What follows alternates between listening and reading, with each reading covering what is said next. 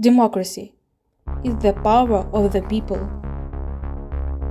It means having the ability to defend your culture, language, identity, and rights, even under pressure. It recalls the times of the Cossacks, when Ukrainians were active fighters for freedom and democratic values through fair elections. It evokes the figure of Philip Orlik with the first constitution of the Hetmanate in 70 and 10. It is the period of the Civil War from 1917 to 1918, when the newly formed government did everything possible, enacting laws, creating currency, establishing education, and issuing universals to lead Ukraine into a new European level. It is when young students, almost barehanded, dared to resist an armed army for their statehood, now known as the Heroes of Krut. It is when, even after famines, repressions, murders, and censorship, Ukrainians continued to fight for democratic values and nurtured hope for the restoration of an independent state. It is when every concerned citizen could initiate the formation and join the activities of the Ukrainian democratic movement.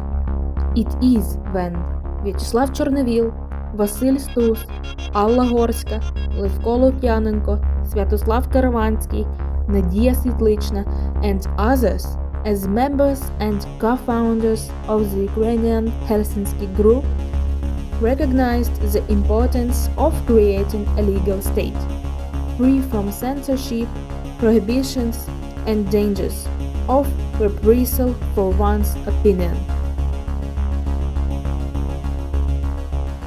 It is when in 1991, from Donbas to the Carpathians, every Ukrainian could join the road to unity as a prerequisite for the referendum. It is when on August 24, 1991, the yellow and blue flag was brought into the session hall of the Verkhovna Rada of Ukraine, and the anthem of independent sovereign Ukraine was sung for the first time. It is when Ukrainians, realizing that the presidential elections had been falsified, didn't tolerate it, didn't remain silent, and didn't accept it. Instead, they took to the Maidan with the orange ribbons and achieved their right to hold democratic elections.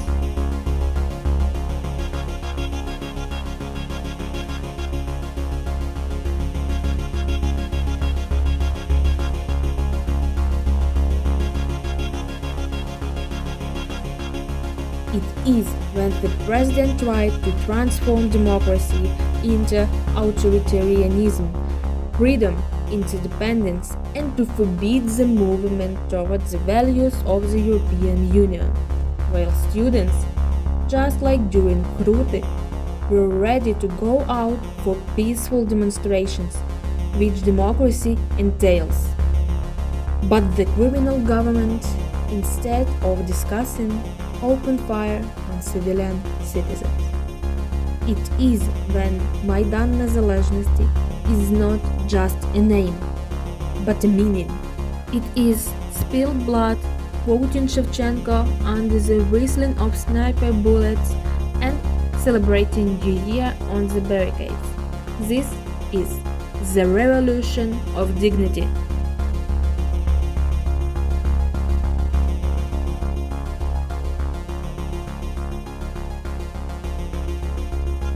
It is when, since 2014, Russia again encroaches not only on territory but also on identity and democratic values in general. It is when all evacuations are thwarted, medical institutions and schools are shelled, and active Ukrainian and Crimean Tatar civic leaders are kidnapped, tortured, and killed. It is when children are forced to learn a rewritten history dictated by the occupiers, where every word denies democracy and freedom. It is when on February 24, 2022, amidst the whistling of rockets, explosions, and a full-scale invasion, Ukrainians unite for a common goal: a free, independent, democratic Ukraine. So, yes, Ukrainians know well what democracy is and what its price is.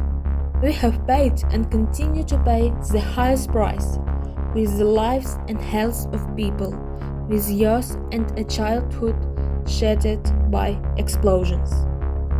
But despite this, we know our future will be bright, peaceful, and definitely democratic. After all, democracy is the power of the people, and we are a strong people.